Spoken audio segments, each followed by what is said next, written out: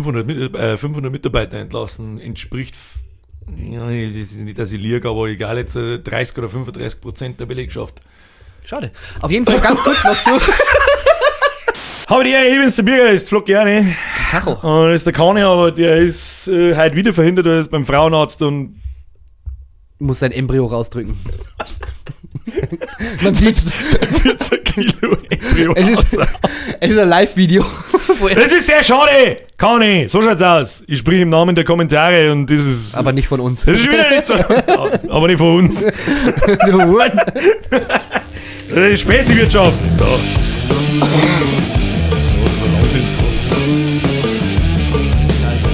Ja, irgendwie müssen wir Zeit schinden. Länger als manche Liebschaften. Irgendjemand muss die... Länger als manche Disco mit heimnehmen schafft, ja. Köstlich. So, jetzt sind wir schon wieder zu zweit bloß da. Was soll man machen? Ab in die Kommentare, sagt mir dem fetten Trottel, dass er aufhören, seine Füße zu trainieren. Das bringt dir nichts. Das stimmt. So, Wahnsinn. Schau dir nur den kasigen Teufel. Ja, vielleicht denkt er so, dass er am Bauch schon hat. Du musst mal in die Zunge gehen. Kann ich weiß, dass du so schaust. Du musst mal in die Zunge gehen, ist ein Wahnsinn. Ja, das ist wirklich... Die Frage ist, hast du das Bild eigentlich derer geschickt, die dahinter sitzt? Die Frage ist, warum machst du ein Bild im Bild? Oder willst du eigentlich von ihrer ein Beutel machen? Na, weil so, ich glaub, die Intention war, so sagt jeder im Fitnessstudio, dass er ein Battle macht. Weißt du, wie man? Wenn er jetzt das Handy falsch rum, so kannst du gerade noch ausschauen. Ja. Weißt du, dass er die anderen fotografiert? Ich weiß nicht, was perverser ist, sich selbst zu fotografieren oder irgendwen anders. Ich glaube auch, dass er eher sie da hinten fotografiert hat. Ja, weil die hat fürs ein bisschen auf jetzt. Stell dir vor, die Härte ist. Erstens die Härte ist, zweitens. Die Sekt ist und drittens, sie kriegen Anzeige. Aber da haben wir wieder einen Bilderrahmen dafür. Das war schon wieder witzig. Ja, das stimmt. Dann stell dir vor, er hat sie auf Instagram gefunden und dann macht er ein Foto von sich und hat ihre das gerade geschickt. Stell dir die Geschichte vor, ist wirklich so passiert. Stell dir das vor, es war eigentlich sau lustig. War eigentlich schon lustig. Und sie schaut sich das gerade so und denkt sich, what the fuck, Alter.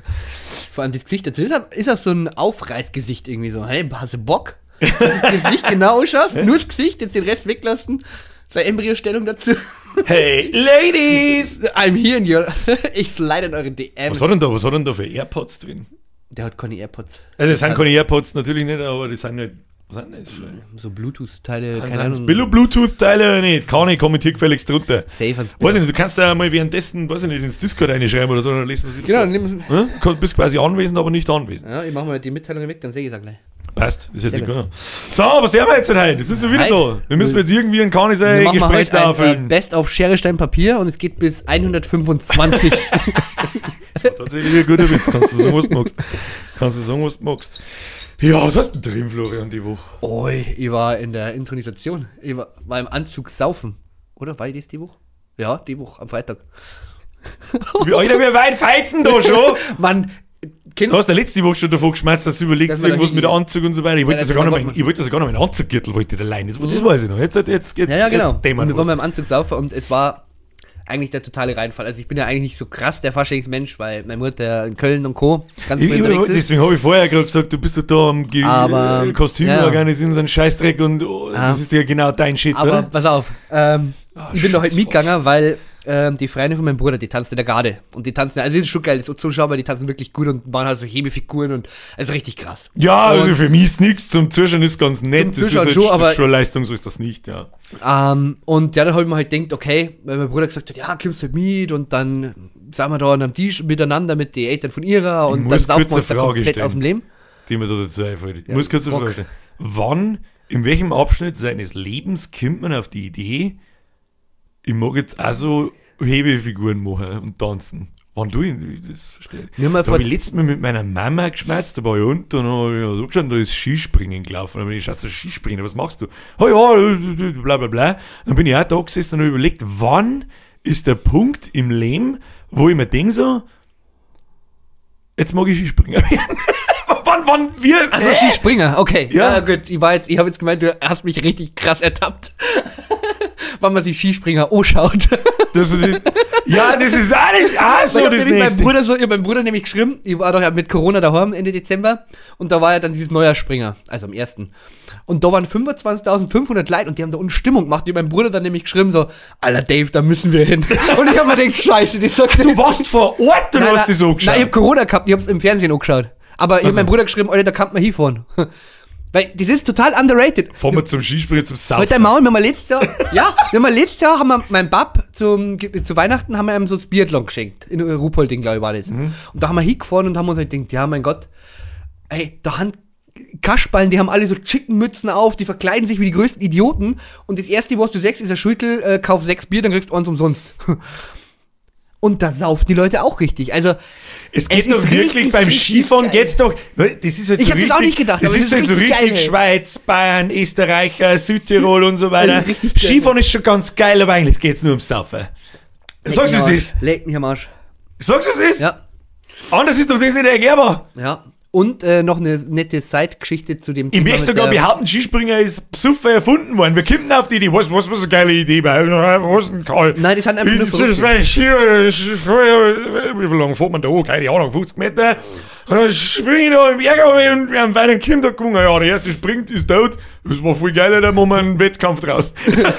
Ja, aber das war genau die Intention dahinter. What the fuck, Alter. Und, na, aber nochmal zum Garde-Thema. Ja, aber über Skifahren müssen wir uns schon nochmal unterhalten. Das kriegen wir gleich. Ja, das kriegen wir schon hin. Ja. Aber nur mal kurz zum Garde-Thema, weil da muss ich noch ein bisschen ausschauen. Ja, Entschuldigung, ich habe unterbrochen. Weiter. Da haben wir nämlich vor 2 Jahren ein Bewerbungsschreiben geschickt, weil es hat Kosten auf Instagram war so, bewerbt euch für die Garde. Oder nicht für die Garde direkt, sondern da gibt es so eine kleine Unterschicht, die das halt nicht so professionell macht, in Anführungszeichen. Und da haben wir uns dann beworben. Zum umeinander tanzen. Ja, einfach, aber so Gaudi. Es war halt kein Bewerbungsschreiben, da drin stand, sehr gerne möchten wir uns bewerben, sondern so in hochgestochen geschrieben, aber so von wegen, sehr gerne trinken wir zum Aufwärmen, sehr gerne kommen wir auch aufgewärmt schon vor Ort, um euch dann richtig zu zeigen, wie man abdanced. Oh Gott. Eigentlich ist wirklich nichts Blade, gell? Na, ich habe die Nachricht, die Nachricht sage ich daher noch, die ist wirklich gut. Zu blöd. Was haben sie zurückgeschrieben? Habt ihr eine Antwort gekriegt? Natürlich nicht. Ja, aber zumindest eine Antwort kann man kriegen, als hätte man das lustig gefunden oder sonst irgendwas, keine Ahnung. Die Sekunden, die habe ich bestimmt noch. Erzähl mal was Cooles.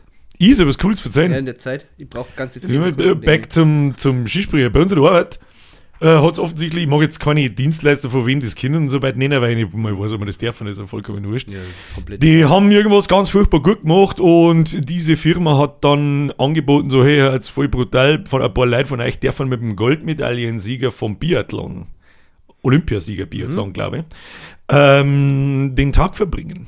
Und dann bist du da dort, ein bisschen Skihütten und so weiter, da wird langlaufen und Biathlon ausprobieren und lauter so ein Scheiß.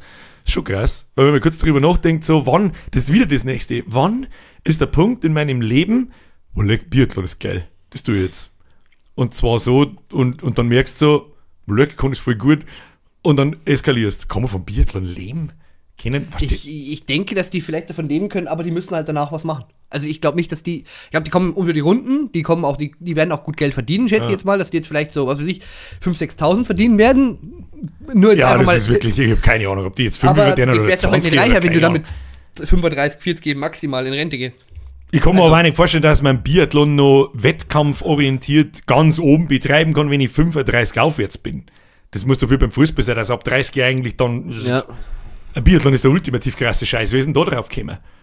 Ja, vor allem Laufen und Schießen. Das und dann, wie ist das, wenn du daneben schießt und so weiter, kriegst du dann Strafrunden oder Strafzeit? Je nachdem, kommt drauf an. Es gibt Strafrunden oder du kannst nur mal nachladen. Da hast du praktisch, das dauert dir ein paar Sekunden, das ist dann wie so eine Strafzeit. Mhm. Auf jeden Fall nur mal ganz kurz zur Nachricht, die ich gefunden. Hallo Laura, hallo Steffi. Da ihr beide nicht so schlimm ausseht, dachten ich und mein Bruder mal auf ein Probetraining vorbeizuschauen. Warum müssen das erste gleich wieder angeiern? Das war unsere Tanzerfahrungen, Doppelpunkt, wir können eigentlich nur tanzen, wenn wir betrunken sind, aber dann ziemlich gut. Deshalb werden wir uns natürlich vor dem Training gut aufwärmen. Ich hoffe, wir werden mit offenen Armen, in Klammern, gegebenenfalls Beinen empfangen und freuen uns auf euch. Was ist denn das für eine Hurensohn-Nachricht? Was erwartet für der Kimmer? Und ihr wundert euch alle, warum ihr keine Alte nicht habt. Das ist wirklich eine fragwürdige. Ja, es ist 2 Jahre her, was soll ich machen? Ja, das stimmt, da warst du 12. Da war jung und dumm. Was soll jetzt? Ach, geh, komm. Aber Hör mir auf, du. komisch, dass da keine Nachricht zurückgekommen ist. Hast du Skifahren? Ich bin mit 16, 17 letztes Mal Ski gefahren, da hat mich so packt seitdem. Ja? Seitdem leider nicht mehr. Ich bin auch 1-2 Mal Ski gefahren, das hat mir nicht so zugesagt. Dann war ich der Snowboardmann. Das war schon ganz cool damals, aber ja, bei mir war es auch ähnlich, werde ich nie vergessen. Das war so geil eigentlich. Da war der Rainer. Ich nenne ihn jetzt einfach Rainer, ist wurscht. Und wir waren eigentlich den ganzen Tag immer nur besoffen und keine Ahnung. Und wir sind jedes Jahr mit einem Freundeskreis aus Simbach, sind wir jedes Jahr, nein, ich verwechsel entweder Mariakirche oder Neukirche, ich glaube Neukirche war es. Mariakirche. Also Mariakirche, ich glaube Neukirche hat es geheißen. Die haben dann einen Skiclub und keine Ahnung und da fahren die einmal im Jahr mit dem ganzen Bus, kannst du halt umhalten, auf der Hütten, eine Übernachtung und am nächsten Tag wieder heim. Und da waren wir jedes Jahr dabei und da ist halt nur, ist eh klar, nur Ski gefahren. Ja, genau. Und eines Tages, eines Jahres, habe ich ich weiß gar nicht, warum ist der Rainer der überhaupt mitgefahren, der ist überhaupt weder Snowboard oder irgendwas sowas. Ich habe mir halt wahrscheinlich im Suff wieder eingebaut, die lernen sie haben oder keine Ahnung. Klassiker. Und dann haben wir uns gedacht, so, ja, freilich fahren wir mit, so, ich weiß wie, ich glaube, das war wirklich der O-Ton in der gleichen Tonlage, ja, freilich fahren wir mit, Alter! Warte! Ich hab mir das nicht gesehen, sag mir in die Hütten rein, bring mich nieder, passt schon. Und dann sind wir halt gefahren und unser grandios, das war nur MGM-Zeit, also das ist ziemlich lang her, und unsere grandiose Idee war, ja, Freitag MGM, Samstag in der Früh geht der Bus. Gute Idee. Und am Sonntag in der Früh geht's wieder heim. Ja, jetzt ist schon 4 in der Früh, jetzt ist es eh schon wurscht. Weißt du was, jetzt machen wir durch. Ja. Ach, warum? Hocken wir in den Bus drin, gondelt wir weiter, werde ich nie vergessen. Dann bin ich da oben, haben wir da, blub, auf, Snowboard angeschnallt, fahr so, hey, links geht's im Funpark, ey. Ja, fährst du da mehr ein, das ist das erste Ding, so man denkt, ja, fährst du da ein bisschen laufen, machst du 180, fährst wieder runter. Aus dem 180 ist dann, ich glaube, 5 Auerbach geworden. Und bin umgeschnackelt und hab mir innen und außen Bandel, ich glaube nicht abgerissen, ich weiß nicht genau, einen Fersen gesplittert und so weiter und bin dann da gelegen. 5 Minuten Fahrzeit, da gelegen, total besoffen. Ja, das hat sich wieder Vollgas. Haben Sie halt schon was getrunken? Nein, halt nicht.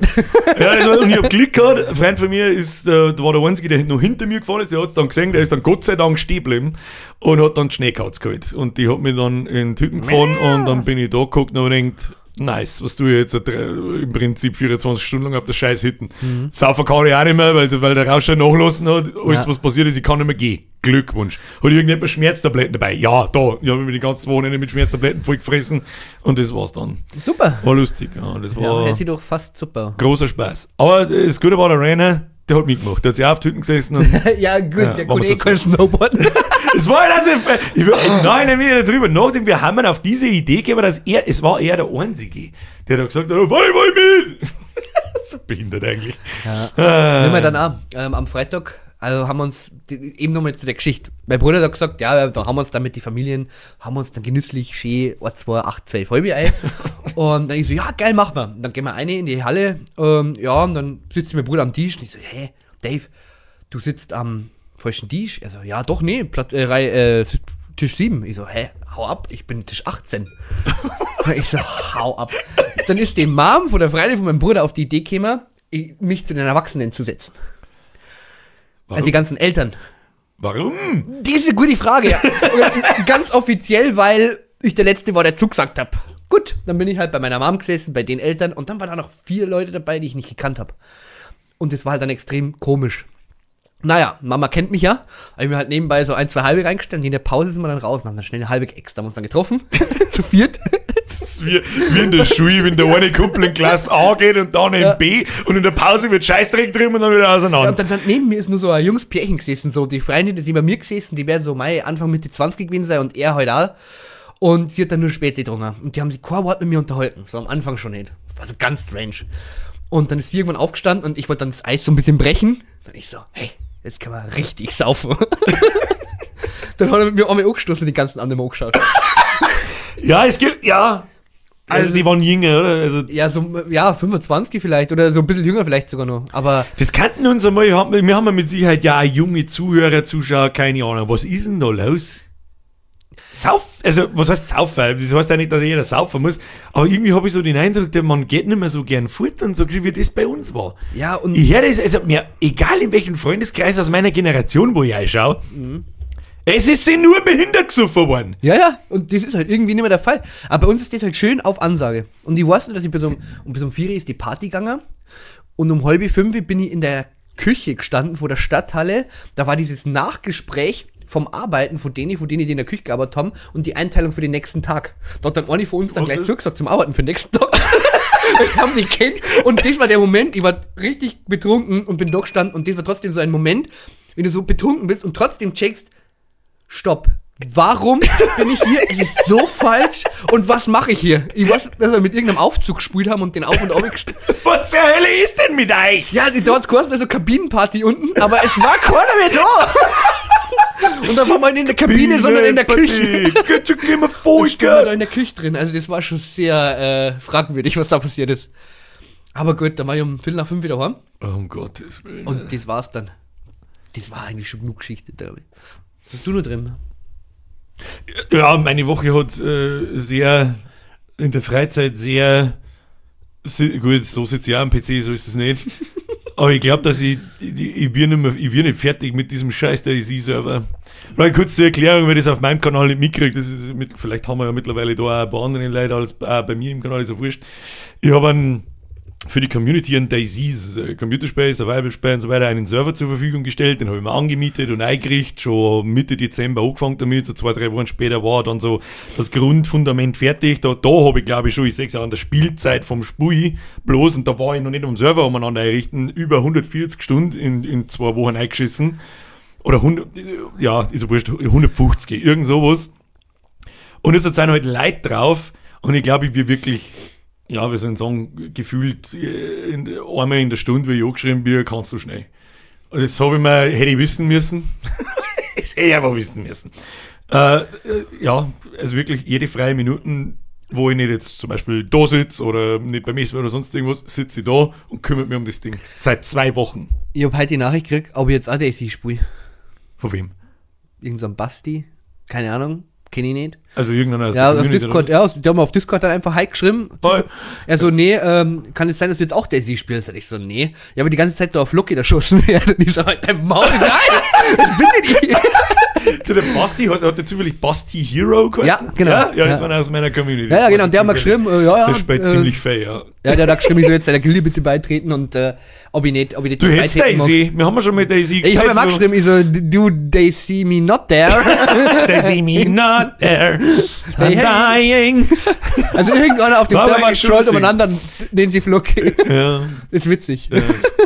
Ich überlege gerade, weil ich da ja so viel davor sitze und die Namenslisten immer wieder da habe, ob ich schon einen Flocki irgendwo einmal gesehen habe. Ich glaube ja. Weil ich habe gerade irgendwie ein Déjà-vu, wo ich drüber nachdenke, dem wollte ich fast der PM auf dem Server schreiben, hey, Flocki schreibt mir mit 3G. Ich glaube nämlich, er hat es mit 2 geschrieben. Habe ich kurz lachen müssen und habe gedacht, nein, geh auf den Sack, keine Ahnung. ja, das ist gerade, das frisst meine Freizeit fast komplett. Oh, schön. Das Schwierige ist, es macht ja irgendwo einen Spaß. Es ist ja geil zum Singen. Ich habe da wirklich Hunderte, Plural, Stunden eingeschissen in den letzten 4 Wochen. Und dann ist der Server da. Der hat 60 Slots. Das bedeutet, da passen maximal 60 Leute drauf. Und ich schaue, Vormittag oder nebenbei ist jemand da und bumm, haben 10 Leute drauf. Um 10 Uhr Vormittag. Da wo ich mir denke, okay. Warum haben die kein Abo? Warum hat der Server jetzt kein monatliches Abo eigentlich? Und dann schaue ich Nachmittag, dann haben es schon 20, 30 und auf die Nacht, wenn es dann 40 und in der Primetime, sage ich jetzt mal, wo jeder die meiste Zeit zum Spielen hat, so 8 bis um 10 so, sind es dann 50 und manchmal ist es sogar voll. PayPal-Link eine, Spaß. PayPal-Link eine und dazu schreiben, für die Servererweiterung. Ich mache das auch so, also so habe ich ja angekündigt, dass ich installiere den Server, damit man das einigermaßen versteht und das ist nicht Vanilla DayZ. Vanilla DayZ bedeutet, das Spiel, wie es halt ist, sondern halt mit Mods, mit Modifikationen, die das Gameplay erweitern und da halt Sachen ins Spiel hineinbringen, die andere Spieler programmiert haben, in dem Sinn, wie zum Beispiel Bären oder fette Zombies, die ja, zum Beispiel. Oder Radl. Einmal als Fahrzeugradl, die gibt es normal im Spiel nicht, aber jemand hat das so umeinander programmiert, dass man sich auf ein Radl sitzen kann und dann umeinander fahren und so. Und mit Händler. Und lauter so ein Scheiß. Ich glaube, der Kani versteht es nicht. Kann ich verstehen. haben wir letzte Woche schon gehabt. Da haben wir versucht, TFT zu erklären. Der ist so dämlich. Das ist so blöd. Ja, Wahnsinn. Wo waren wir jetzt stehen geblieben? Jetzt weiß ich nicht mehr, auf was ich hinaus wollte. Ja, das ist eine gute Geschichte dann. Okay. Geld, du wolltest Geld verdienen. Ja, stimmt. Gelddruckerei. Auf alle Fälle. Kostet mir der Server im Monat 70 Euro oder kriege ich die 70 Euro? War ich mir nicht mehr ganz. Also ich sag, bei dem einen machst du was falsch und bei dem anderen machst du was richtig. Machst du was falsch oder richtig? Und wöchentlich, meistens am Donnerstag, ich nenne es einfach Seasons, es macht jetzt keinen so richtigen Sinn, dass wir die Seasons sehen, aber ich nenne es halt einfach so.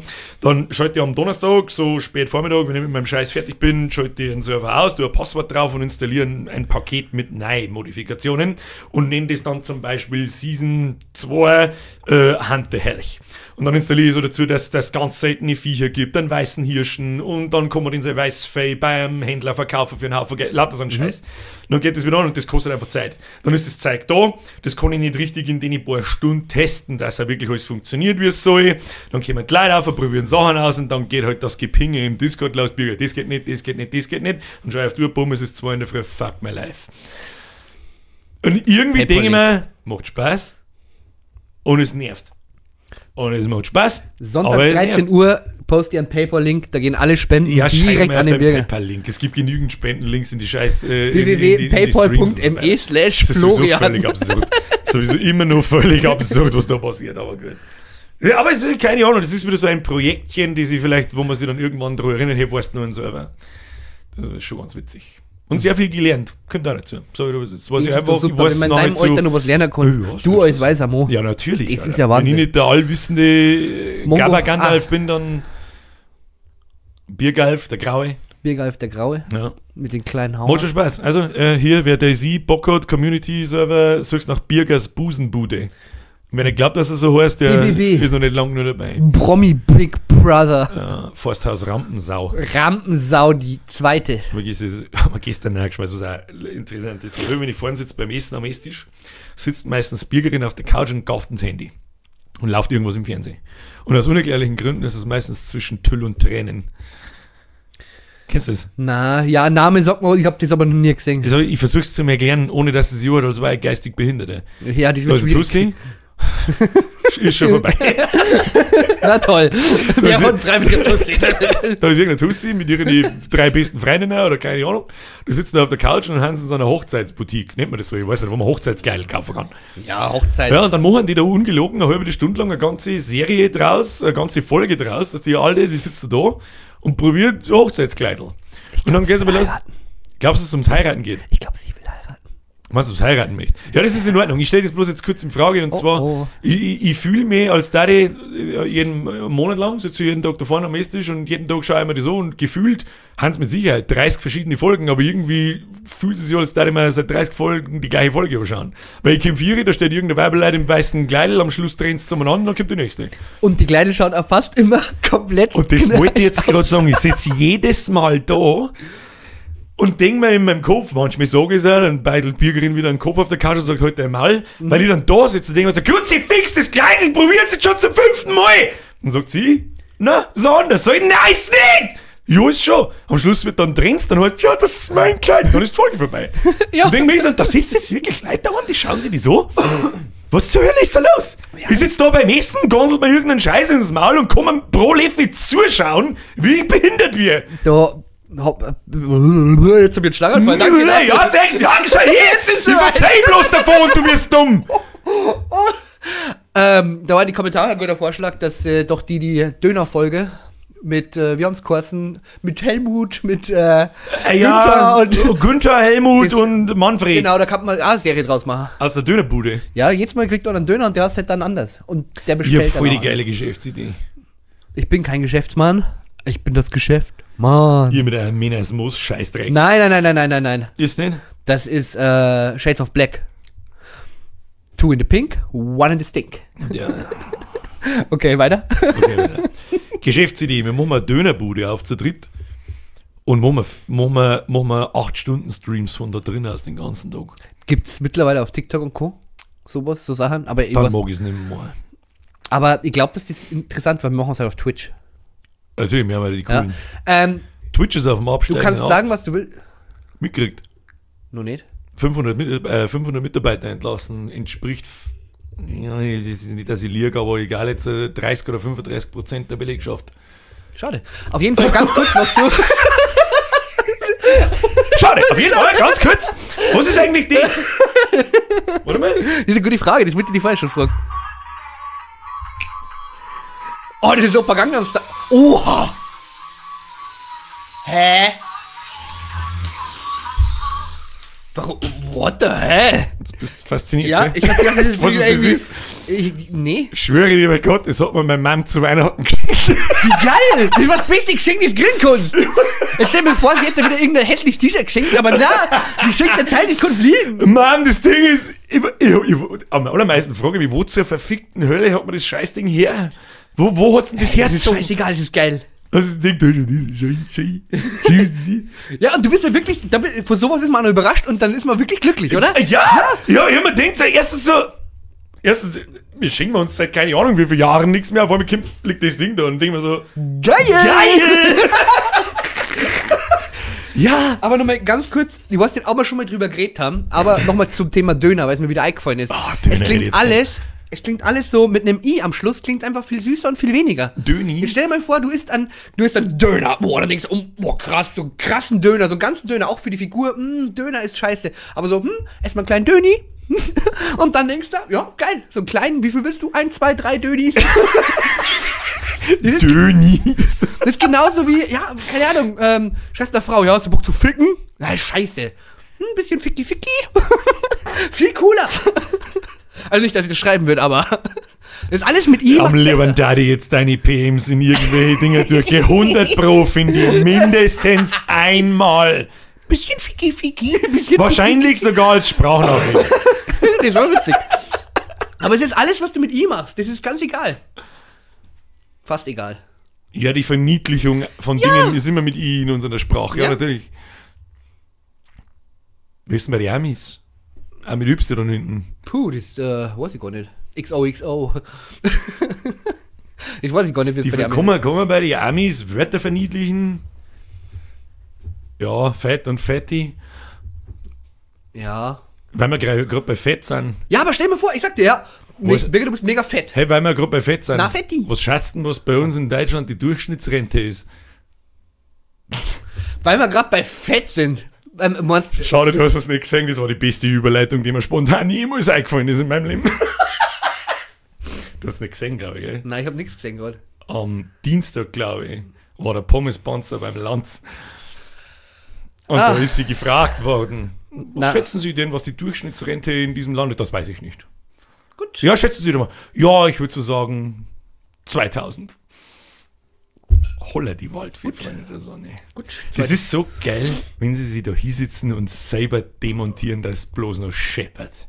Die Unfassbar. musst dich darauf vorbereiten. Die Durchschnittsrente ist übrigens 1543 € und das stimmt nicht mal 100%, habe ich nachgelesen. Das ist, jetzt kann ich es nicht mehr 100%ig wiedergeben, der sogenannte Eckrentner, der aufgrund von was diese Rente im Schnitt kriegt mit 1543 €, die tatsächliche Durchschnittsrente ist 1200 irgendwas. Ich hätte 1200, also ich hätte jetzt, wenn du Ja. mich gefragt hättest, hätte ich 1200 gesagt. Ich Aber glaube, hätte ich gewusst, was Durchschnittsrente ist. Ich hätte wahrscheinlich auch 12, 14 und bei 14 hätte mein Bauchgefühl schon angefangen, so. ich sag mal Ich so, kenne nicht viele ältere Leute, die 1400 netto Rente kriegen. ja, aber vor allem Frauen nicht. Aber bei Männern ist das schon normal, 1400 netto. dass die wenig selbst kriegen. Das Frauen kriegen Naja, Witwenrente. scheiß Hausfrau. Alter! Schlafst du?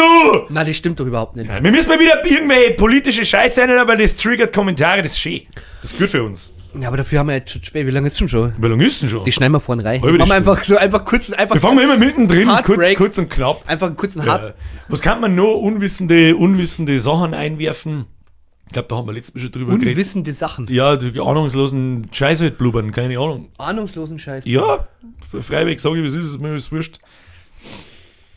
Dann haben wir letztes Mal über die Bauernproteste geredet und das hat auch ein paar Kommentare ausgelöst, so von einem Landwirt, dem höre ich dann auch zu, also um Gottes Willen, da mag er auch schon recht haben mit dem, Krass, was er da dass die alles mittlerweile geschrieben hat. schreiben können. Nein, das war ein Witz.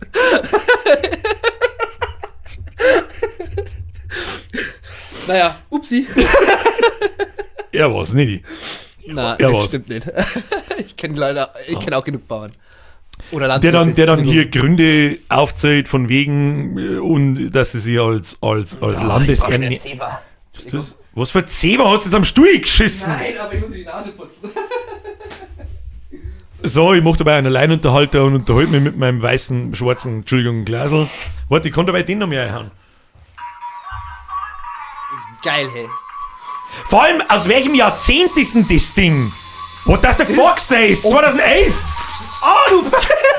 Oh mein Gott! Das macht dich selbst schön. Ah, wo fahrt's denn hin? Nicht was du... Ah! Oh mein Gott! Die kann man nicht allein lassen, schau. Jetzt flieg! Ist tot. Jetzt haben wir's aufgehaxt. Ding, ding, ding. What Egal. does the fuck Wann say? bestimmt? Ah ja, Bauernproteste, Bauernproteste, bla bla bla und so weiter. Ja, das mag schon alles die 500 Millionen Gründe haben und also Berechtigung haben und das ist mit Sicherheit auch richtig und so. Aber die ganz einfache Frage ist, wird für mich es zeigt da einer ja oder nein? Ja, will ich das? Nein! Oh. Fertig. Wird irgendetwas dagegen getan? Nein! Okay. Ja, ja. Ach stimmt, ja, die Kommentare habe ich auch Und gelesen. jetzt von dem kommt der anderen, Bauernsolo. Das ist ja ein Vorschlag. Wie stelle ich mir so eine Entscheidung vor? Also mal kurz zusammengefasst, der Özdemir, sein Vorschlag ist ein Bauernsoli. Das heißt ein Preis auf Fleisch, Butter, Milch und diese ganzen Geschichten, die wir als Endverbraucher dann zu zahlen haben natürlich.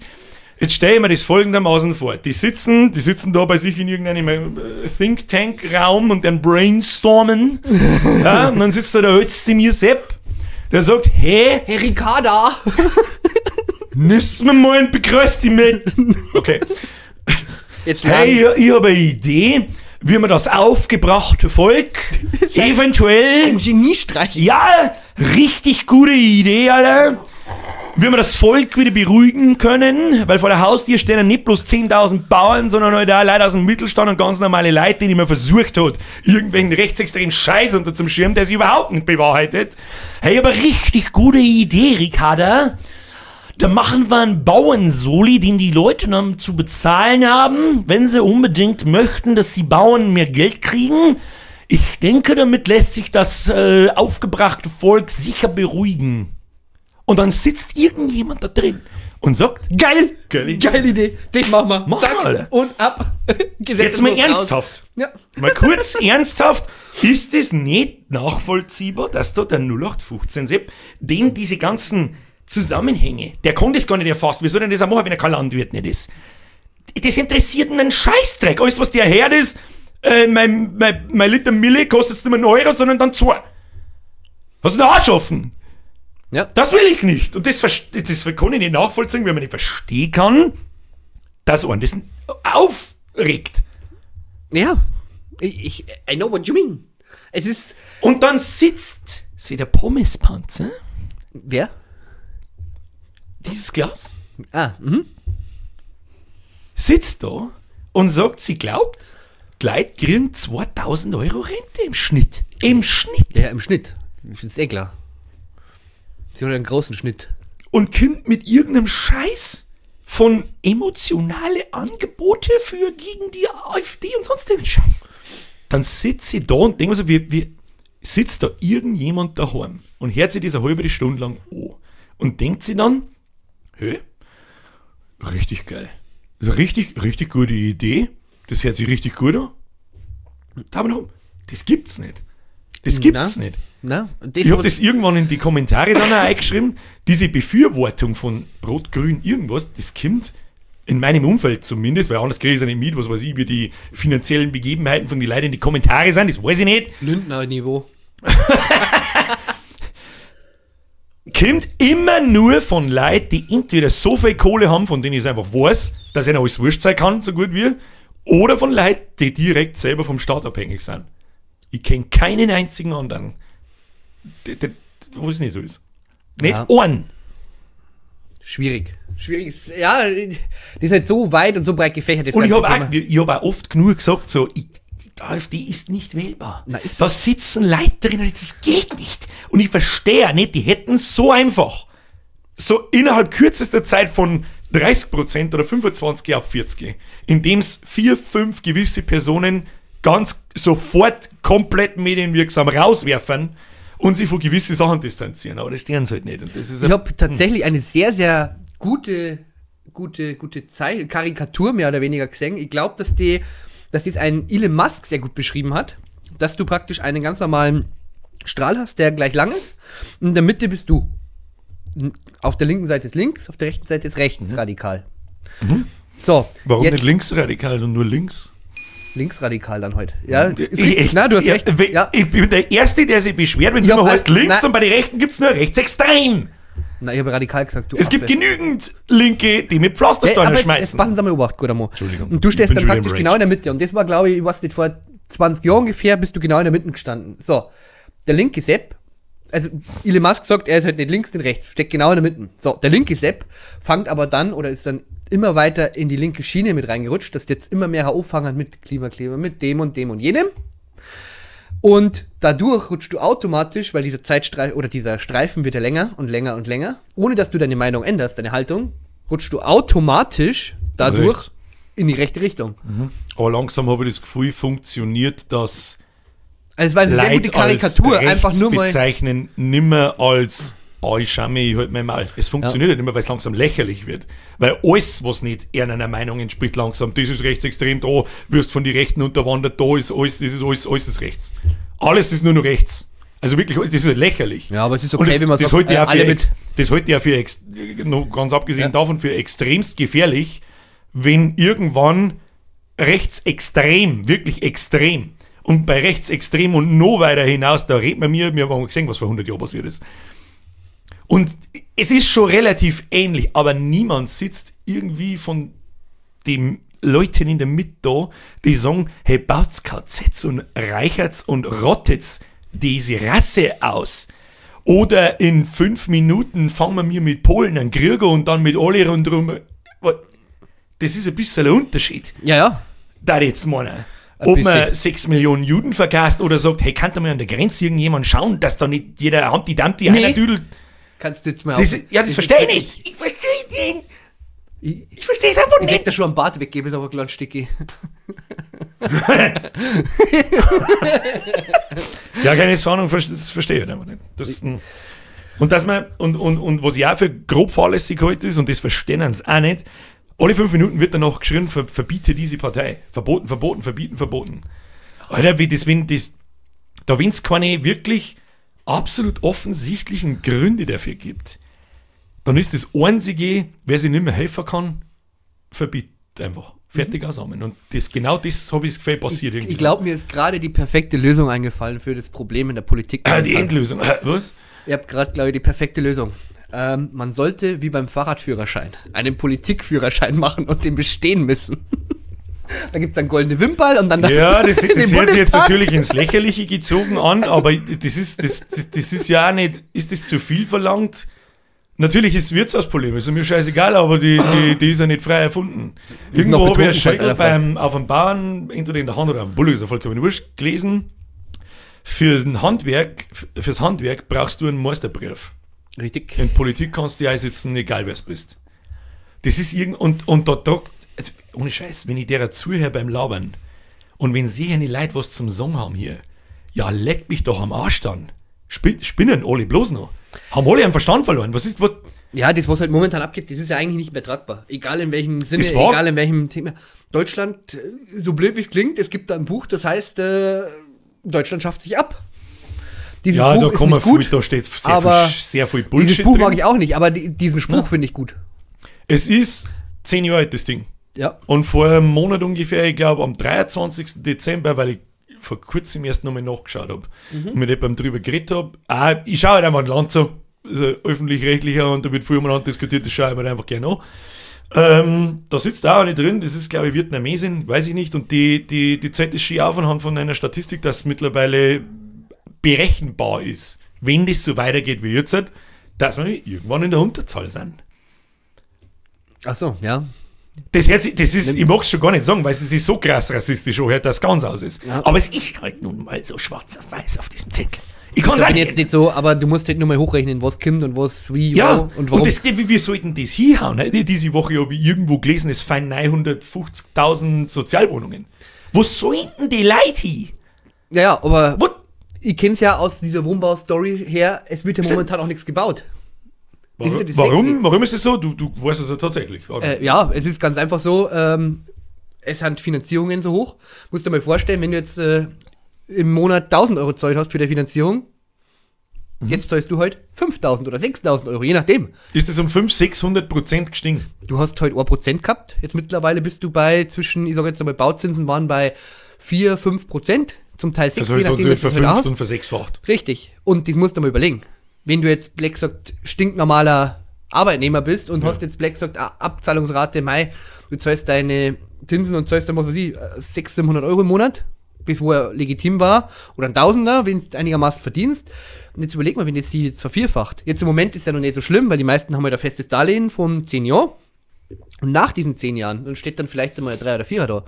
Das ist, da ich nie in meinem Leben einen Kredit oder ein Darlehen genommen oder abzahlt oder was damit zum Tor gehabt habe. Das ist so, also du bist halt 10 Jahre, bist du halt, oder besser gesagt, die Bank ist dann daran gebunden, diese Prozentsatz Zinsen, den du damals gekriegt hast. Und nach den 10 Jahren darf der neu verhandelt werden, oder neu festgelegt werden. Genau, also es gibt zum Teil, du hast halt, je nachdem, wie das war, du hast halt, ich glaube seit 2008, seit 2010, da wo diese Bankenkrise vorbei war, diese Geschichte, dann war halt der Zinssatz irgendwann bei 0,8% jetzt irgendwann zwischendrin, und damals, der hat jetzt längerfristig nicht viel verändert, mal um 0, irgendwas Prozente. Und jetzt ist es halt im Endeffekt auch so, dass dann früh gesagt haben, der hat jetzt die letzten 10 Jahre nicht verändert, warum sollt ihr jetzt, sage ich mal, 0,5% mehr zahlen, um den festen Kredit für 30 Jahre zu haben? Kannst du ja oder hast du bei der Bank ja machen können, dass du einen festen Zinssatz über längere Laufzeit hast. Normalerweise ist es halt so, dass du nach 10 Jahren neu verhandelst. Oder ganz viele Verträge haben das. Dass du nach 10 Jahren sagst, okay, wo ist der Stand heute? Jetzt kriegst du einen neuen Vertrag, finanzierst das im Endeffekt neu oder anders. Der Vertrag läuft halt aus. Verstehe. Und aber du bist halt dann an die Gegebenheiten der Jetztzeit gebunden und nicht von denen von vor 10 Jahren. Genau, natürlich, du musst jetzt auch hin. Das ist ja klar. Du hast ja natürlich, dieser Zinssatz bezieht sich ja dann natürlich nur noch auf das Restguthaben. Es ist ein stupides Hochrechnen meinerseits, wenn du rechnest jetzt nur einen Kredit von, nicht, dass jetzt da noch was, die rechnet das falsch. Ja, ich weiß schon, man muss immer extrem vorsichtig, aber scheiß da drauf, was die Leute jetzt da laufen. Nein, aber natürlich, es ist im Endeffekt für den Restkredit natürlich nur noch, aber es sind halt da sehr viele Leute dabei, die wo halt wirklich, was ich auch weiß, da mit Leuten geredet, die wo sagen, pass auf, die haben zum Teil mit Gewinnausschüttungen der Firma gerechnet, die haben zum Teil wirklich alle beide Gehälter gerechnet, dann darf aber keiner schwanger werden, dann darf jetzt keine Ehe nicht auseinandergehen oder irgendwer seinen Job verlieren. Gut, mit diesen Risikogeschichten hat man immer zu tun, ja, egal was jetzt auf der Welt gerade los ist, aber und dann jetzt überleg einmal, bringen wir das aber auf, das im Prinzip, ja, Kindergartenkind vielleicht nicht, aber Grundschüler. Im Prinzip, du leistest von der Bank einen Tausender und zahlst Rechne 100 Euro. Ja, du leistest 100 Euro, jetzt hast du 1% Zins. Das heißt, du zahlst im Jahr 101 Euro. Beziehungsweise du zahlst einen Euro zurück davon. Also jeden Monat, sagen wir, das ist noch einfacher zum Rechnen ist, es hat nur innerhalb von 10 Monaten, zahlst jeden Monat 10 Euro und 10 Cent zurück. Das heißt, im Prinzip verdient die Bank mit dir 1 Euro. Genau. Mit dem 1%. Und jetzt ist es aber so, dass du nicht 101 Euro zurückzahlst, sondern 105. Das hört sich in den kleinen Zahlen erst einmal nicht für ja. Bei 1000 haben es 50, bei 10.000 haben es 500. Genau. Und 5.000 bei 100.000. Und wenn man über Immobilien redet, ja genau, wenn man über Immobilien redet, dann kosten die meistens nicht bloß 100 oder 1.000 Euro oder auch nicht 100.000 Euro, sondern halt einmal... Du musst einmal die 5.000 Euro, das finde ich eigentlich das Krasse, nochmal im Jahr praktisch runterbrechen auf die Monate. Das haben, im Endeffekt haben das fast 500 Euro, die wo du pro Monat mehr zahlen musst, und die musst du erstmal aufbringen, als normalsterblicher Arbeiter. Ja, natürlich. Und dann überlege ich mir natürlich 3 Mal, ob ich da jetzt irgendwas hinbaue oder nicht. Und das ist halt nur Punkt Nummer 1. Du zahlst im Endeffekt, es ist jetzt für keinen mehr lukrativ, der sagt, okay, ich habe Geld, ich mag das anlegen, und dadurch mir einen Mieter einsetzen und das abfinanzieren lassen, so war es jetzt lange Zeit, dass sie das sogar gelohnt hat, dass du das auf 20, 30 Jahre laufen hast lassen, und dann hat der Mieter die Wohnung gezahlt, blöd gesagt. Das geht jetzt natürlich nicht mehr. Zweiter Punkt ist, das Kunden kann er mehr bauen. Dritter Punkt ist, durch den Ukraine-Krieg und durch Corona haben die Baupreise gestiegen ohne Ende. Das heißt, das Bauen an sich ist auch teurer. Das heißt, du musst ja einen ganz anderen Betrag verlangen dafür. Ja, und die Subventionen, es gab ja mal diesen Förderkredite bestimmte, die haben ja jetzt auch alle weg. So, und wer sollte jetzt bauen? Es gibt, ich sag mal, einen Grund. Es rendiert sich halt nicht. Es ist im Moment, baut wirklich fast nur der entweder zu viel Geld hat, die wo praktisch jetzt sagen, okay, 5% hat immer nur weniger mit Inflation. Nein, ganz blöd gesagt, wenn sie am Konto liegen haben. Oder es ist im Endeffekt so, ja, ich muss bauen, weil jetzt habe ich vielleicht irgendwo nur irgendwas, aber... Ja, aber das ist ein schönes Beispiel dafür, dass das alles. Ich glaube jetzt im Baugewerbe haben... Einfamilienhäuser gar nicht mehr, glaube ich. Also, ja, im Prinzip steckt da jeder drin, weil jeder hat irgendwie den Traum von einem Haus. Jeder denkt sich irgendwann, war geil, ich habe jetzt Glück gehabt, ja. Das ist ein pures Dusel, sonst einfach fucking gar nichts. War unmachbar. Ja. Unfucking machbar. Und so trifft es auch an jeden, weil du möchtest eine Mietwohnung. Und die kostet dann nicht mehr 500 Euro, sondern 1000 Euro. Das ist nämlich das Nächste. Wer soll das zahlen? Das hat einen Rattenspann. Das ist genau der Punkt. Das ist das Nächste. Die Mieten steigen ja ins Unermessliche. Das ist dadurch, dass keiner mehr drin, weil die das noch nie da müssen. Aber dadurch baut, du musst jetzt überlegen, wen keiner baut. Was machen die Leute dann? Die müssen irgendwo in ein Haus, wo es schon gibt. Das ist wahrscheinlich, kann ich mir das vorstellen, Angebot, Nachfrage, es gibt einfach keine Wohnungen, da kannst du Preise draufschreiben, was du willst, weil irgendjemand zahlt schon. Richtig. Ja. Richtig. Also, ich weiß ja, dass bei manchen Wohnungen war es ja wirklich so, da haben ja zum Teil jetzt bei mir privat, was ist, wo ich mir meine Wohnung vor 3 oder 4 Jahren geschaut habe, da waren allein schon, ich glaube, 20, 25 Bewerber. Gut, davon kannst du wahrscheinlich gleich mal 20, 25 aussortieren, aber... Ja, das ist ja wurscht. Aber es ist trotzdem so viel... Ja, du hast ja vor 10 Jahren schon von 30 Jahren, 20 aussortiert. Aber das war ja wirklich, das ist trotzdem eine Nachfrage ohne Ende. Und die wird auch nicht weniger. Und das ist halt auch der Punkt. Deswegen steigen jetzt auch noch die Mieten. Das ist jetzt der Punkt, da wo ich bezeichne mich als 0815-Sepp, ist ja ganz einfach. Nicht so ganz mitschmerzen kann, aber bei mir haben es andere Sachen, die mich in die Weißglut treiben. Benzinauto fahren. Ganz am allerkrassesten merke ich es, wenn ich einfach meine Lebensmittel einkaufe. Wie das innerhalb von 2 Jahren völlig aus dem Ruder gelaufen ist und völlig narrische Scheiße ist. Heizkosten. Gasleitung haben wir da keine, aber das ist dasselbe in grün im Prinzip. Und das ist nicht bloß so Strom. Und das ist nicht bloß so, wir zahlen jetzt einmal anstatt ein Tausender im Jahr, zahlen wir jetzt einmal 1050, sondern halt 1400. Heizen, was ich Heizgeld zahle für dieses Haus, ist unfassbar. Und jetzt haben wir die letzten Jahre schon geregelt, dass wir für den größten Raum da drin und für den größten Heizkostenfresser einen Holzofen haben. Das ist nur einigermaßen, ist das noch in Ordnung. Und trotzdem denke ich mir so, Freunde, das ist unbezahlbar. Ja. Und was mich dann grantig macht, ist, dann wird mir sowas wie das Heizgesetz hergeschissen. Das wird dann einfach, das ist jetzt so. Das heißt, in einem Altbau, wenn der Heizung, wir haben eine Ölheizung, Zentralheizung, wenn die irreparabel kaputt ist, was früher oder später irgendwann passiert, ob das jetzt passiert oder in 10 Jahren, ist das scheißegal. Dann bin ich gezwungen, eine erlaubte Heizung da zu bauen. Und was die Schöne ist? Die Schöne an dem Ganzen ist ja das, dass wenn du keine Ölheizung mehr hast und dann sag ich mal, du gehst auf Wärmepumpe und gehst auf Fußbodenheizung. Zeig mal, wie das muss da drin. Richtig, das ist ganz witzig. Du darfst nämlich dann komplett neu anfangen. Und genau das ist der Punkt. Dann sanierst du dein ganzes Haus. Genau das ist der Punkt. Ich denke mal, da geht es doch um erneuerbare Energien. Die Idee ist ja jetzt nicht mal, ja genau, und die Idee ist ja grundsätzlich jetzt mal nicht schlecht, dass man so denkt. Überhaupt nicht. Nur die Umsetzung, die sagen halt, okay, bau da Wärmepumpen mal. So, okay. Genau. Und wenn nicht, kriegst du Strafe von 50.000 Genau, und dann lass mal Wärmepumpen. Eine Wärmepumpen hat vielleicht, was weiß ich, 40 Grad, weiß ich nicht, 35 Grad, keine Ahnung. Und dann lass die mal durch die Heizung laufen. Dann wärmt doch gar nichts. Mit den Heizkörper kannst du es vergessen. Ja, dann hast du 35 Grad an deinem Heizkörper. Ja, die hab ich, wenn ich jetzt ausschalte, wahrscheinlich auch an meinen Haarstroh rein. Ja, keine Ahnung. Was kostet Wärmepumpen selber? Was kostet die Montage dafür? Ist ein Altbau, das ist ein Haus aus den 60ern, das ist Baujahr 61, 62. Ich habe extrem viel Glück gehabt, dass mein Opa, sagen wir es wie es ist, relativ wohlhabend war damals und das ein Haus gebaut ist, das relativ gut baut ist, für das aus den 60er ist, ganz ehrlich. Du sagst, dass er früh gestorben ist. Nein. Entschuldigung, aber das... Ich hab meinen Opa nicht kennt, sagen wir es so. Der Opa ist lang vor mir gestanden. Aber er hat halt einfach das Haus erbaut und meine Mama da schon immer irgendwo und meine Oma halt dann auch, bis halt vorbei war und so weiter und so fort. Und ich habe halt das Glück gehabt, dass mein Opa relativ wohlhabend war und darum ist das Haus weit besser gebaut wie andere Häuser in den 60ern damals.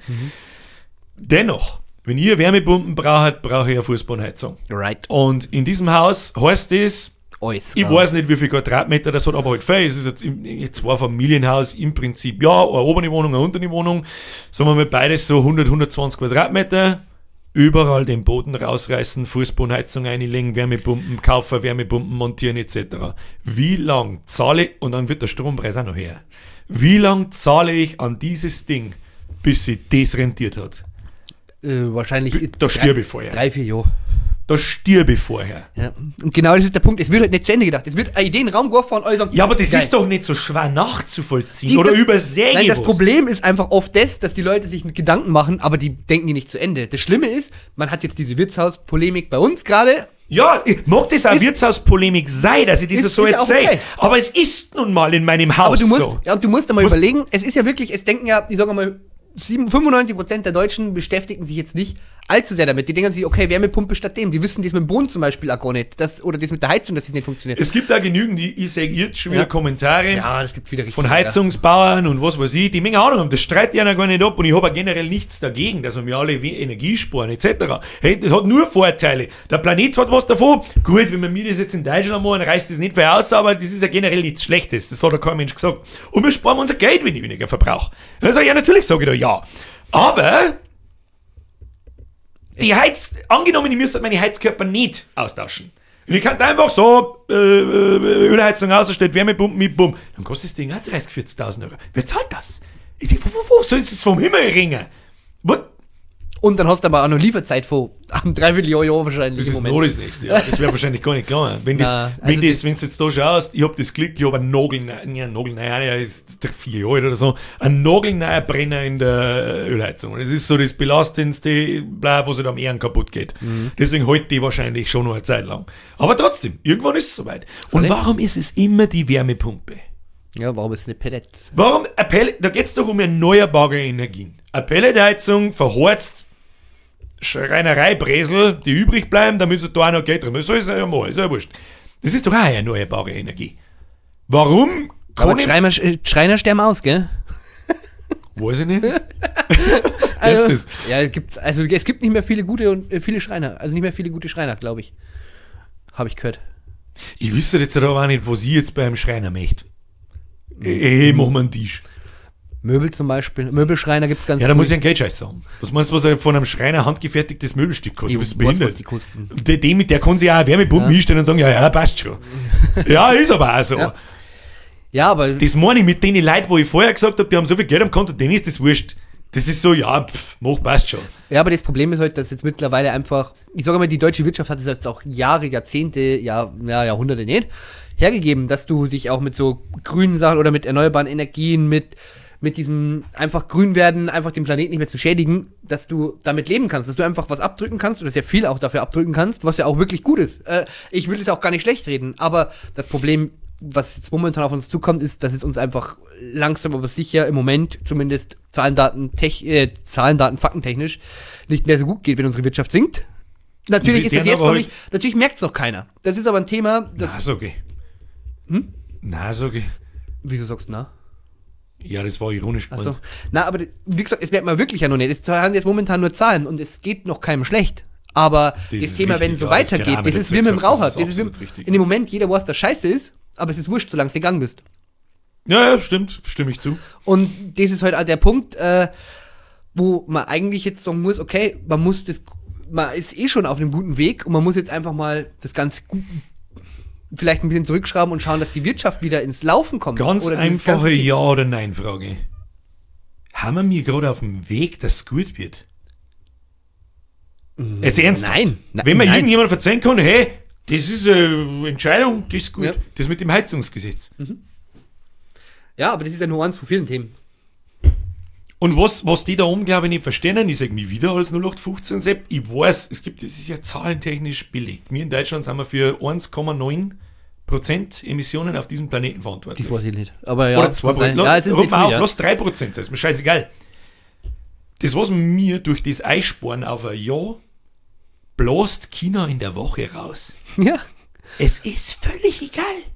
Ja, was wir mir da tun. nächstes Thema mit den Kraftwerken. Kraftwerke in Deutschland werden abgeschafft. Tschechien baut 3 neue. Und die stehen da. Natürlich, China es gibt nicht einen, 30 nein. Ja, aber es gibt 30! Aber was ich auch gelernt habe, glaube ich, es gibt mittlerweile einen Fonds, in dem wir praktisch alle in Europa zusammenzahlen, aber trotzdem ist es was in Deutschland, schaltet man die Dinger ab. Ich glaube nicht, Die wo ja funktionieren. Es ist ja nicht so, dass die Dinger... Und die modernsten der Welt vielleicht nicht sind, aber sehr moderne Kraftwerke und die sagt, Deutschland ist jetzt sicherheitstechnisch oder mit Sicherheitsstandards wahrscheinlich besser ausgerüstet als ein aber auch schon Land. sehr viel Gegenwind gehört, so von wegen so unfassbar viel Strom nutzen wir von diesen Atomkraftwerken nicht, ob die jetzt da Ja, aber die Frage ist halt, ob wir das jetzt nutzen oder verkaufen oder ob wir sagen, okay, wir schalten mal unsere funktionierenden ab und lassen wir in die Nachbarländer neu bauen. Dreckskohlekraftwerke bauen und laufen und kauft man den Strom von da, damit wir in unsere Grenadier-Autos einspeisen können. Genau, da wo Deutschland, wo es jahrzehntelang das gut geht mit seinen Verbrennungsmotoren, da wo der Deutsche sagt, pass auf, in 10 Jahren fährt kein einziger Verbrennermotor mehr. Da wo der Chinese da sitzt und sagt, hihihi, ihr Idioten, ihr verdient euer Geld damit, ihr macht die geilsten Motoren, die es gibt und wir bauen jetzt schon länger an Die reiben sich die Hände. Natürlich. Und die Frage ist natürlich... Das ist auch so eine Investition. Wer zur verfickten Hölle kann sich ein E-Auto leisten? Da gibt es auch ganz, ganz viele. Ja, halt die Schnauze. Wieder die so viel Geld am Konto haben, wo alles wurscht ist. Ja, sorry, was soll ich machen? Für ein E-Auto? Hast du kein E-Auto, oder? Nee. Eins? Ja, keine Ahnung. Nein, ja, das ist schwierig. Und was ich vorher noch sagen wollte, ist, ich habe mit Sicherheit, ich lese schon wieder Kommentare, ja, dass ein Wärmepumpen auch mit anderen Heizungen an der Wand oder sonst irgendwas betrieben werden kann. Ja, und die kosten nichts, oder was? Ja, es ist schwierig, ja. Aber du brauchst ja eine gewisse Fläche mit Fußbodenheizung und Co. Mit Wärmepumpe, weil die werden nicht warm. Und jetzt muss ich was vorlesen. Lies noch was vor. Darf ich noch was vorlesen? Ich habe übrigens noch keinen einzigen Punkt von meiner Liste abgearbeitet. Echt? Du auch nicht. Da haben wirklich noch ein paar interessante Punkte. Ja, aber wenn der Conny nächsten Donnerstag, Freitag immer noch beim Frauenarzt ist und sie sein 14 Kilo Embryo operieren lässt, dann... Wir nehmen einfach so lange auf, bis wir es haben. Und dann ja, aber das ist einfach immer... Eigentlich habe ich auch überhaupt keinen Bock, mich mit dieser Politik-Scheiße zu unterhalten. Aber momentan... ist einfach, das habe ich so noch nie gehört, gesehen, sonst irgendwas. Also ich habe ja auch tatsächlich immer zurückgehalten mit diesem Thema hier. Es hilft aber jetzt halt einfach nicht, weil es eben alle betrifft. Und die Frage ist halt, ob man es nicht vielleicht wirklich einfach thematisiert als Sterblicher, weil wir haben ja jetzt nicht zu 100% ein Politikthema drin. Ich interessiere mich zwar Nein, natürlich dafür, nicht, aber ich lebe. Ja. Aber es ist ja auch gut, wenn das unter, ja genau, unter... Ich krieg's ja mit, dass mein Einkaufswagen nicht mehr ein 100er kostet, sondern 2. Ja, mittlerweile, du kriegst in die Einkaufswagen kannst du schon 2 Euro einwerfen. Die Kaugummi-Automaten gingen schon Scheine. Da kannst du mit den Karten zahlen. Ja, und das kriege ich, natürlich kriege ich das mit. Und ich hab schwarz auf weiß meine Heizungsrechnung jedes Jahr da. Was ich auch nicht schlecht finde, dass der Einkauf zwar so gestiegen ist, aber die Payback-Punkte nicht. Ja, das war noch was. Ja, die Kosten steigen, aber die Löhne nicht. Ja, aber es ist halt so. Das ist leider und das heißt nicht automatisch, dass ich ein Nazi bin. Bloß weil ich auf der Welt bin und für meinen Einkaufswagen halt 200 Euro anstatt 100 zahle. Nazi. Ja, Dankeschön. Bitteschön. Also jetzt passt so. Letztes Mal haben wir drüber geschmerzt. Das ist jetzt eine einfache Frage an alle Zuhörer und Zuschauer. Ich weiß, nochmal als Entschuldigung, es geht momentan echt oft um dieses Thema, ist mir aber auch scheißegal. Auf meinem Hauptkanal mache ich das nicht, weil ich versprochen habe, dass das da nichts verloren hat. Das ist die Ablenkung von der ganzen Scheiße. Aber wenn wir schon einmal einen Podcast haben, wo wir sagen können, was wir wollen, dann muss ich einfach irgendwann auch mal sagen, was los ist. Oder was ich mir halt einfach denke. So. Tut auch nicht schlecht. Lasst euch aus in die Kommentare. Also, jetzt passt so. Letztes Mal haben wir da drüber geredet, wo unser Geld überall hingeht. Du musst ein bisschen langsamer reden, da kann ich verstehen es nicht. Kann ich verstehen es nicht. Da, ja, am Handy, da. Okay. Also jetzt pass auf. Und zwar haben wir letztes Mal schon geredet, es gibt ein offizielles Dokument, das kann auch jeder einsehen. Schlau wie ich bin, habe ich mir die URL jetzt da natürlich nicht ausgeschrieben, aber ist ja vollkommen wurscht. Das ist aus der 20. Wahlperiode die Drucksache 20/9761 vom 13. Dezember 2023, also vor ungefähr einem Monat. Antwort der Bundesregierung auf die kleine... Warum kleine Anfrage? Warum steht da kleine auf die kleine Anfrage der Fraktion der CDU-CSU. Vielleicht war es die Lilliputaner. Vielleicht waren es die Lilliputaner. Und da, das ist ein ich glaube ungefähr 25 Seiten hat das Ding, aber es geht da um 19 Seiten, da ist Zeile für Zeile aufgeführt, was man mir so ins Ausland Geld schicken. Und für welchen Zweck und in welches Land. Und da habe ich mir einfach mal was Sachen aus da, weil es da eigentlich ans Hirn gelangst, wo du denkst so, hä? Aber da, ich lese mal vor. Mal quer machen, sonst kann ich es lesen, das ist so winzig. Nach Kolumbien gingen 4,6, und ich rund jetzt ab, 4,6 Millionen Nationally Appropriate Migration Actions Fazilität Haushaltskühlsektor, grüne Kühlschränke für Haushalte. Das Kokain kalt bleibt. Im Ernst jetzt? Ja? Und das ist ein Punkt von 19 Seiten. Hab noch ein paar, warte, kann man da weiterwischen? Geht das im Discord? Nein, leider nicht, ist ja wurscht. Was haben wir noch? Ich lese noch ein paar Sachen vor. Lies, du, da kannst Kennen wir noch ein paar nicht. 29, da rund jetzt auf, als knapp 30 Millionen Euro nach Indonesien, Philippinen, Thailand und Vietnam. Saubere, bezahlbare und sichere Energie für Südostasien. Achso, der von Strom. Achso, okay. Ja, passt. Die werden ja da subventioniert. Sonst war es ja bei denen ja so teuer. Da habe ich dann in Klammern dazu geschrieben, gefühlt ist jeder, also ich lese da jetzt nicht jeden Punkt vor, aber gefühlt ist jeder zweite, dritte Punkt irgendein Klimazeug in irgendwelche Länder am Arsch der Welt. 3 Punkte, Indien. 86,9 Millionen, 48,6 Millionen, 70,9 Millionen, dreimal der gleiche Punkt nach Indien, klimafreundliche urbane Mobilität. Fahrräder. 106 Millionen nach Zentralafrikanische Republik, klimafreundliche ÖPNV-Systeme in Lateinamerika. Ich habe es extra dazu geschrieben, damit ich keinen Käse nicht erzähle. Na, das darf ich nicht so. Was? Sag's. Lass raus. Für den öffentlichen Personennahverkehr irgendwo in Afrika. Der Stadtbus da fahren kann. Okay. Passt. So, dann haben wir nochmal Indien. 84,6 Millionen und 43,4 Millionen. Klimafreundliche urbane Mobilität. Hey, das habe ich doch gerade schon vorgelesen. Nein, aber da steht klimafreundliche urbane Mobilität 2. Okay. Für Doppelräder. Für die Rikscha. Dann haben wir da die Elfenbeinküste, eine mit 12,5 Millionen und eine mit 1,2 Millionen. Ja, Peanuts. Gesundheitssystemstärkung in was war's? Elfenbeinküste. Ja. Dann haben wir nochmal Indien. Ja, gut, aber das war Gesundheit. Da kann man ja lassen. Es ist ja nicht so, dass ich sämtliche Gelder in sozial schwache Länder und so weiter falsch finde. Da kämen auch, ich habe extra ein paar ausgeschrieben, da wo ich sage, ja, finde ich eine gute Sache. Aber wir haben noch, hey, Indien haben wir noch nicht gehabt.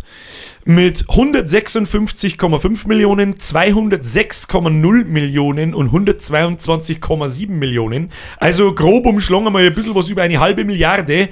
Klimafreundliche urbane Mobilität. Haben wir das nicht schon gehabt? Ja, aber das ist Entwicklungsland Indien.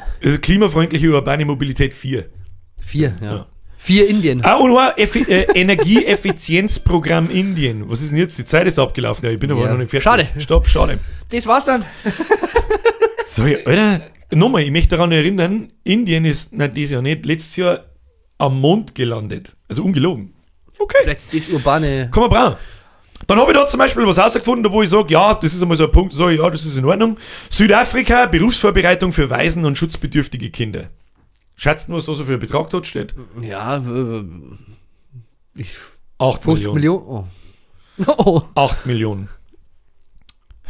Wow, das ist schon... Dann habe ich da noch einen lustigen, palästinensische Gebiete. 25 Millionen fürs Bildungsprogramm 5. Habe ich dann noch dazu geschrieben, das soll halt eigentlich Ausbau urbane Mobilität, speziell Tunnelbaustellen. Tut mir leid, das muss ich so sagen, weil das, wenn ich nicht sagen darf, dann... Den Witz muss man vergraben. Crash, Achtung, Zimbabwe, 5 Millionen und 15 Millionen. Cash-Transfers zur Ernährungssicherung und Abfederung der Folgen der Covid-19-Pandemie in Zimbabwe. Ist auch was ich im Prinzip gut finde, weil ganz ehrlich, wenn ich da unten geht's wirklich beschissen dreckert, aber halt für das sind dann 20 Millionen da, 20. Und an Indien geht 3/4 Milliarde. Natürlich wohnen da so viele Leute und da so viele Leute, ist mir halt dein Maul in die Kommentare, fang gar nicht zu tippen an. Ist schon aber raus, einfach nur mal, glaube ich. Der ist schon raus. Jetzt pass auf. Und dann habe ich ein Zitat beim Lanz gefunden, wo der Pommes-Nudelmann, Pommes-Nudelmann-Frau. umeinander sitzt und sich das anhören müssen. Zitat Lanz, Achtung, 500.000 Euro für die Förderung, Achtung, positiver Maskulinität in Ruanda. Können Sie sich sowas vorstellen? Und dann lese ich in diesem Dokument, weil ich da noch gesucht habe, ich finde es nicht. Ich finde diesen Punkt da drin nicht. Ich weiß nicht, ob er sich auf dieses Dokument bezieht, aber ich weiß halt nicht, dass es noch andere Dokumente gibt, wo das drin steht. Das Einzige, was ich in Ruanda da drin gefunden habe, ist so. Die Bundesregierung fördert gemeinsam mit dem Entwicklungsprogramm der Vereinten Nationen, UNDP und Paris 21, den Aufbau eines Gender Data Labs im Nationalen Statistikamt von Ruanda. Dazu stellt die Bundesregierung 200.000 Euro bereit. Und jetzt mag ich eine ganz furchtbar einfache Frage an die Kommentare stellen. Und ich mag keinen Roman lesen oder sonst was. Ja, einfache Frage. Findest du das gut? Ja oder nein? Nicht ja, aber und nicht nein, aber ja oder nein? Ich müsste jetzt schon dazu schreiben, dass ihr euch darauf bezieht, weil wenn sie es jetzt einfach ja schreibt, ist scheiße. Dann unterstehe ich beim nächsten Mal, ich habe ganz andere Frage gestellt. Genau. Hey, bist du Hardcore-Rassist? Ja! Ja! Die schneiden wir einfach dann ein, so am besten nachdem das Video drauf ist. Also, ja. Na, es hat natürlich nur ein paar Punkte. Natürlich. Das muss man jetzt natürlich alles nochmal, nicht alle. leider Gottes habe ich es auf die Schnelle nicht zusammengebracht. 19 Seiten haben das, Zeile für Zeile, pro Seite 15, 20 solche Einträge. Ich habe es leider auf die Schnelle nicht zusammengebracht, dass ich das alles in eine Excel-Tabelle einwirf, damit ich den Gesamtbetrag sehe. Aber der dürfte in die mehrfachen, doppelstelligen Milliardenbereich sein. Und bei uns reicht es nicht mehr für die Renten. Ich mag jetzt die Stammtisch-Scheiße nicht wiederbringen, aber es ist nun mal so, muss der Rentner einen Nebenjob annehmen, weil er sonst verhungern muss. Na. Nee. Die kriegen ja im Schnitt 1500 Euro. Ah ja, stimmt. Na, 200.000 Euro. Ja, das ist einfach schwierig. Eigentlich war geplant, dass ich heute eigentlich nur das da vorlese. Jetzt haben wir wieder eine halbe Stunde über die Scheiße geschmerzt. Ja. Aber das ist irgendwie, es triggert mich einfach. Es ist aber einfach, ich glaube, es ist aber gut, dass man so das Thema mal anschneidet, weil es denke ja, irgendwo muss er mir irgendwo muss ich meine Meinung halt auch mal irgendwo hin kundtun. Ich halte mir schon so. Und falls jemand fragt, er ist eine Kunstfigur und ich bin betrunken. Also wir beide nicht zurechnungsfähig. Ich bin sowieso nicht, ich bin der Manfred. Ich bin der Schmidbauer Mani. Alter, der ist super, wie gehört. Das ist ein guter. Das ist ein guter. Schmidbauer Mani ist ein guter. Ja, it is what it is. Das ist halt einfach so schwierig. Der 0815 Sepp, den interessieren die Zusammenhänge gar nicht. Ich bin der 0815 Sepp. Ja, mit Daten halt so interessieren, aber was ist denn jetzt? Jetzt fährt dein Staubsauger noch. Echt? Ja. Nein, warte, ich schalte aus. Jetzt ist schon Ende. Ist schon Ende der Folge. Das ist ja, wurscht, da können wir jetzt am Handy umeinander pümmeln. Ja, wir können das jetzt nicht am Schluss da stehen lassen. Na, machen wir so. So, zurück zur Ladestation. Ja, ich sehe jetzt schon wieder einen Kommentar, da beschwert er sich, dass die Leute kein Geld nicht haben und er kein Geld nicht hat und dann hat er einen Staubsaugerroboter in seinem Zimmer. Tja, ich habe eine Putzfrau. Spaß. Na, nix Spaß! Okay. Was soll ich sagen? Was soll ich sagen? Ja, ich bin der 0815 Sepp und ganz ehrlich, mich würden die Zusammenhänge natürlich interessieren, aber ich werde es halt nie verstehen. Nie. Das ist so eine komplexe Scheiße, aber am Ende des Tages beschließe ich mich dann dafür, für mich. Es interessiert mich ja nicht. Aber ich möchte nicht, dass es so weitergeht wie jetzt. Komm, flieg. Was ist denn mit ihm? Nicht, und du brauchst nur unten hingehen. Geil. Lass ihn doch herfliegen. Ich weiß nicht wie. Ich mach das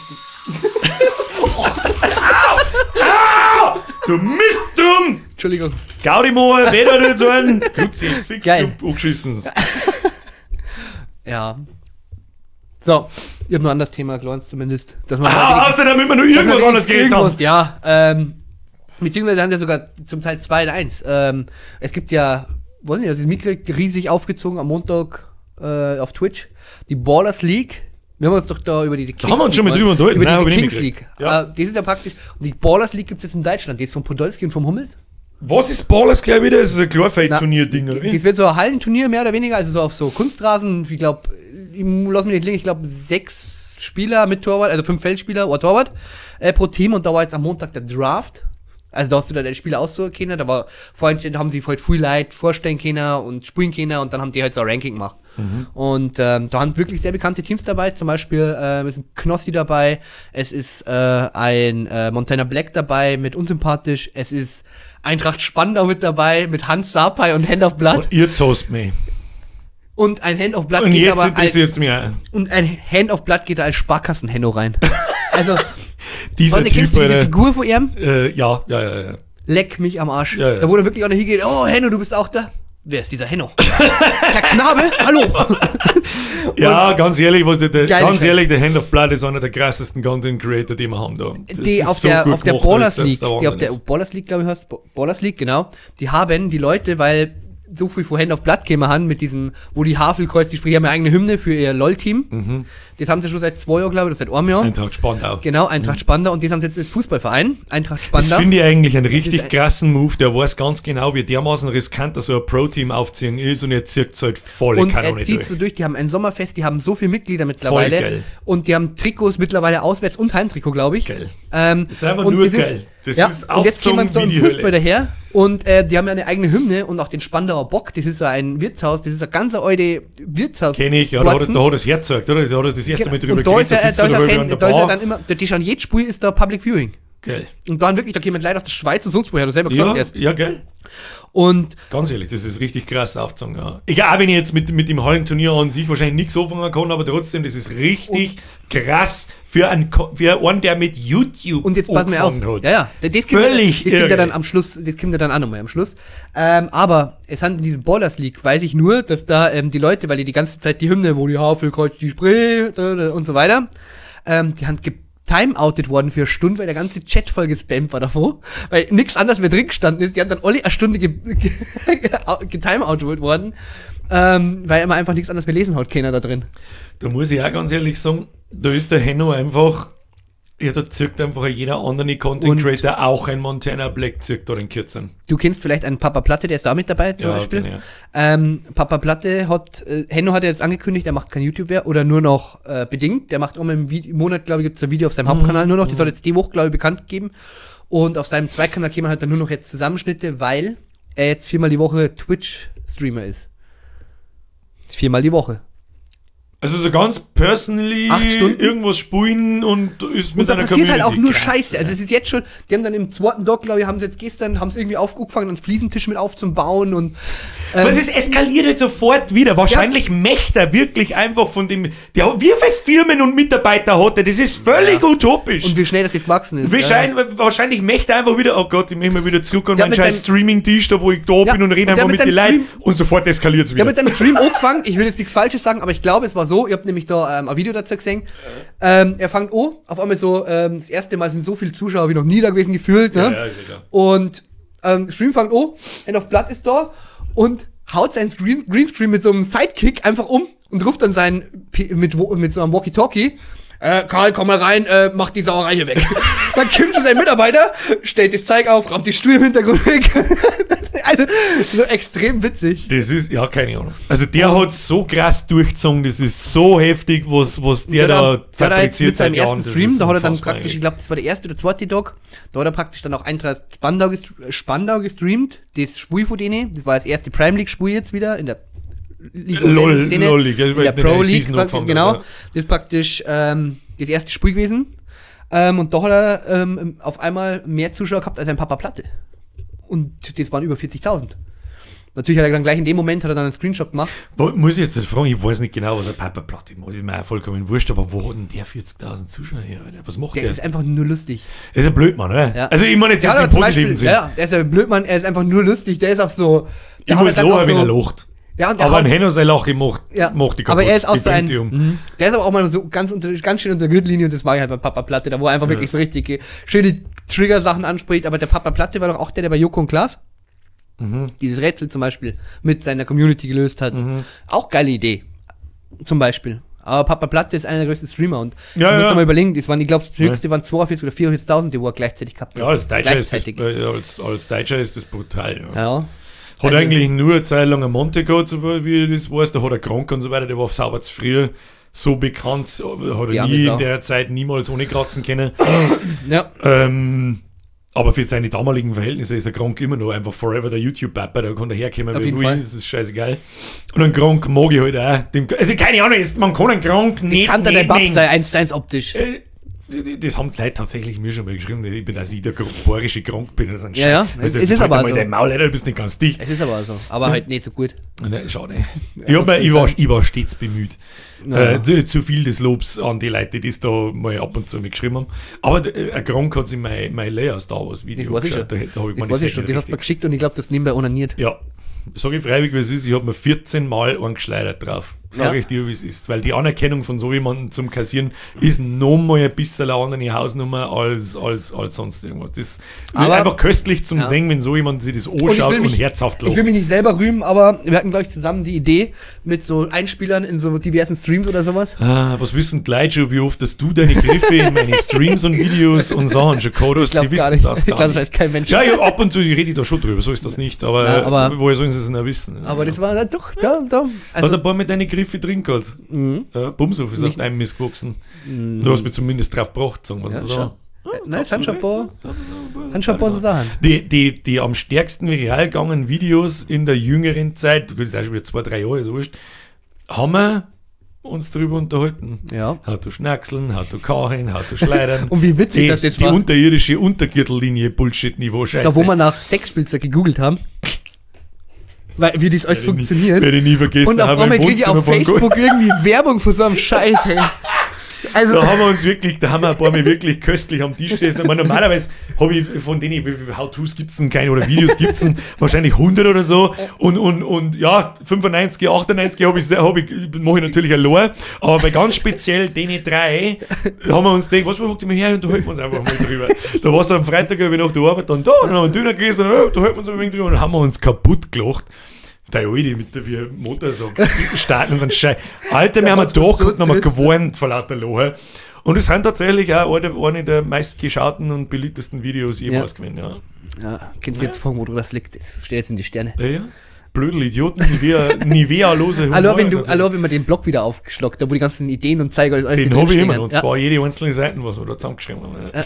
Das ist schon, also diesen Text, das ist zum Teil echt witzig, ja. Ja. So, jetzt ist es Schluss. Wie lange haben wir jetzt überzogen? Eine halbe Stunde? Ganz kurz, Nein, kurz. nichts Eine ganz Sekunde kurz noch. jetzt mehr. Ich hab Die Folge gestern dauert eine Handball- Stunde. ja, dran, nein, das dauert 1 Minuten. Aber das Los. fand ich gestern. Los. Ja, pass auf. Los. Ich habe gestern Handball geschaut. Deutschland gegen Island. Und in der Nationalhymne von Island, die haben es einfach falsch abgespielt. Die haben es einfach mal auf 5-fache Geschwindigkeit oder so abgespielt. Und dann stehst du da und dann läuft die Hymne 30 Sekunden und du sagst halt dann irgendwie nur, weil eigentlich läuft es immer so von Bild zu Bild durch. Sagst alle, auf einmal sagst du die Leute und so. Das war so ein peinlicher Moment und den wollte ich ansprechen, weil den wollen sie alle verheimlichen, 100%ig. Jetzt bin ich fertig. Okay. Meine sehr verehrten Damen und Herren, ich hoffe, Sie hatten Spaß. Hoffentlich wünscht zum Kani gute Besserung, der Mann hat es im Kreuz. Aber vielleicht haben wir irgendeinen Fitnesstrainer da, der ihm sagen kann, ich weiß warum. Ein Fat-Ass-Trainer. Vielleicht haben wir irgendjemanden, der weiß, ja, Kani, ich kann mir vorstellen, warum du Kreuz wirst. Bis zum nächsten Mal. Kuss auf die Nuss, Like, ein Abo, die ganze Scheiße und überhaupt sowieso. Tschüss! Okay, bye. Lass uns davon fliegen. Ui! Nein, ich mach mal nicht. Oh mein Gott. Okay, jetzt ist Okay, Schluss. tschüss!